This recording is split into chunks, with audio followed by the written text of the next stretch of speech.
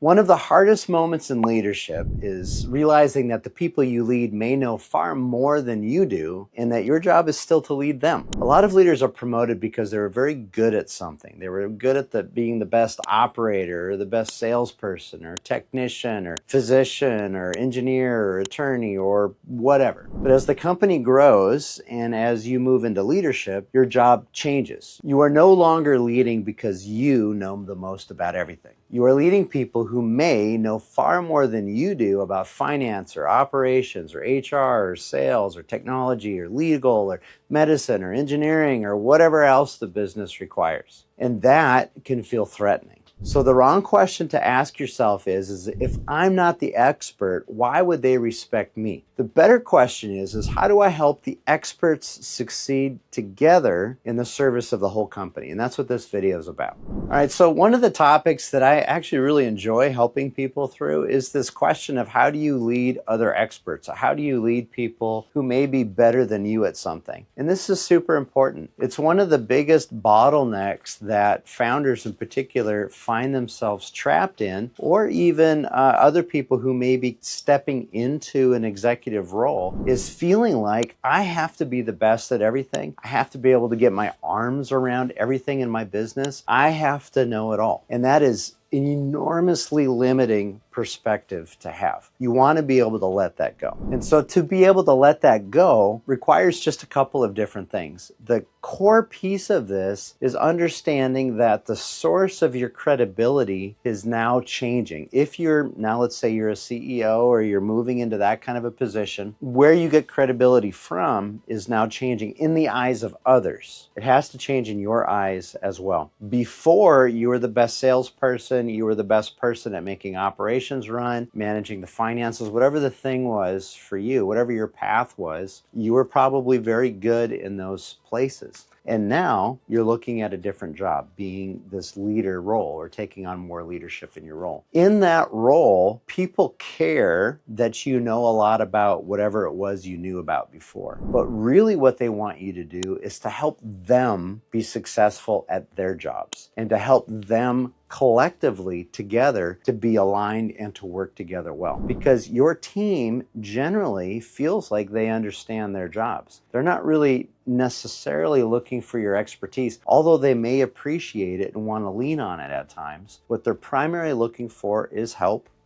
just doing their jobs and being successful where they're at. So your credibility is no longer tied to you being the person who can make that magic happen technically. Instead, it's tied to your ability to help them do it. So the question you want to ask yourself is how do I help the other experts succeed together? All right, so what you want to do is you want to avoid two major errors or ditches. So when you're traveling down the road to success, moving in this direction, you want to avoid the ditch over here of over control or micromanagement and the ditch over here of abdication or stepping away from your role. And what you want to do is stay in the middle where you can take your team and align them towards success and towards growth.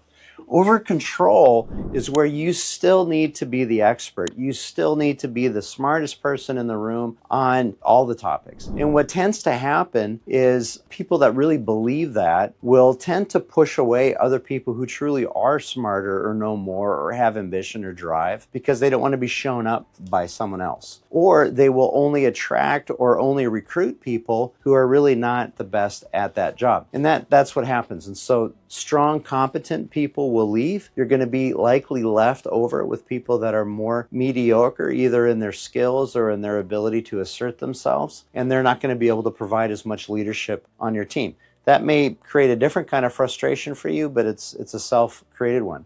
On the abdication side, it's when a leader is like, hey, I just want to respect you, I just want to trust you, and so I'm just going to let you do anything that you want to do. And where I see this running into a lot of problems is when you have executives who just refuse to look at the financials, or they just refuse to look at how sales processes are happening, or they refuse to really get into operations because I've got experts that are there. I shouldn't be questioning them and looking over their shoulder all the time. And they misinterpret an appropriate amount of paying attention, which is an appropriate amount of, it's a way of providing accountability. And they interpret that as being over on this side of things. It's a misinterpretation of it. There is an appropriate amount. You want to be able to know enough. And so that's really, I guess, the point that I want to make around this is that your goal isn't to fake expertise or to try to stay the expert. And your goal isn't to just trust so much that you step away. It's to know enough to be able to stay engaged conversationally with your team to help them perform well together. Here's the big point. I make my living really by doing this. With most of my clients, a large percentage of my clients are in construction, a lot of them are in medical or health, a lot of them in other kinds of industries. And the truth is I often don't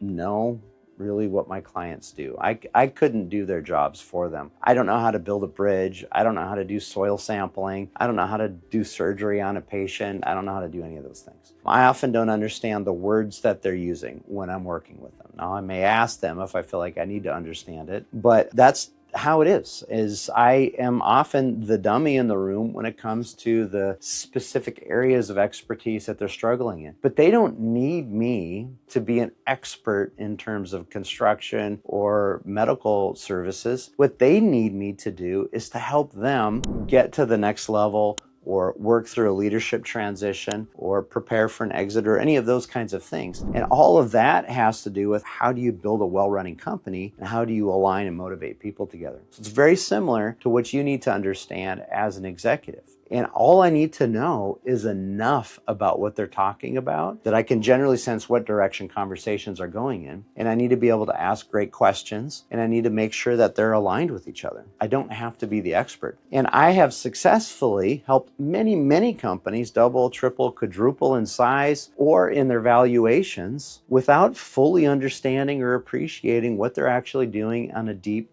technical level. So it's just not necessary to understand that. You do need to have experts on the team, but you don't have to be that expert to be able to lead to success. That's really the point. If this is useful, please like this video and subscribe. I talk about the leadership problems that show up when real companies grow, transition their leadership, or prepare for an exit. I also write more about this particular topic in my book, The Successful New CEO, especially in the chapter on how to lead leaders. You can find that on Amazon.com or in the links below. So here's what you want to know is you want to have enough literacy to be able to understand the conversations that you're in, not to be able to track it at detail or even really be able to participate much in it, but you have to have enough literacy in what they're talking about. You have to have enough context to understand if something makes sense or doesn't make sense. You need to have enough awareness of what's going on to ask good questions, and you need to have enough judgment sense to be able to connect the issues to the relevant priorities in the business.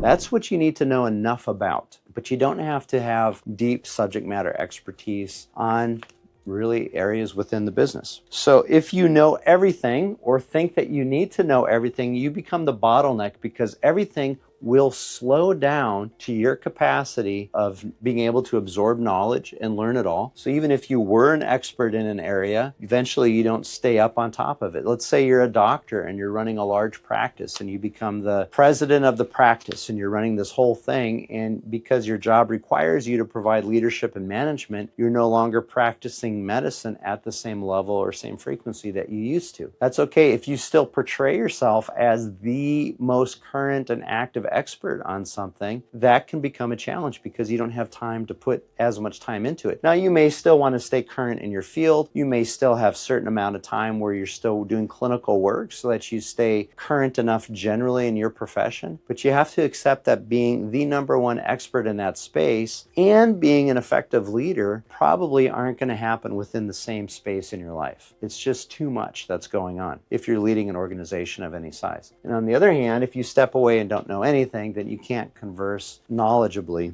on the topics that you need to be able to talk about. So one of the big things that has, that works is just being really good at asking questions. Now, I'm not going to list all the questions, but oftentimes when people are describing something and I don't really understand the process that they're describing, I'll be the dummy in the room. Just, can you walk me through that? Can you help show me what that would look like? If somebody's saying something's going to happen or they're afraid something's going to happen, I might ask them, what are the assumptions that judgment or that conclusion is based on? What are the trade-offs? If we do this, what do we lose? If we say yes to this, What do we have to say no to as well? I might ask people, what do you recommend that we do in this situation? And why would you recommend that? I might say, what would you be worrying about if you were in my seat and looking at the whole team and not just your situation? What would be concerning to you, and what would make that concerning? There's a big question that I like to ask is, okay, if we do that, how will we know that it's working? What will we look at that will tell us that this is going to succeed? Here's the point. It's not the specific questions, although those are all great questions. The point is you want to be able to focus on keeping your team aligned around your core organizational values.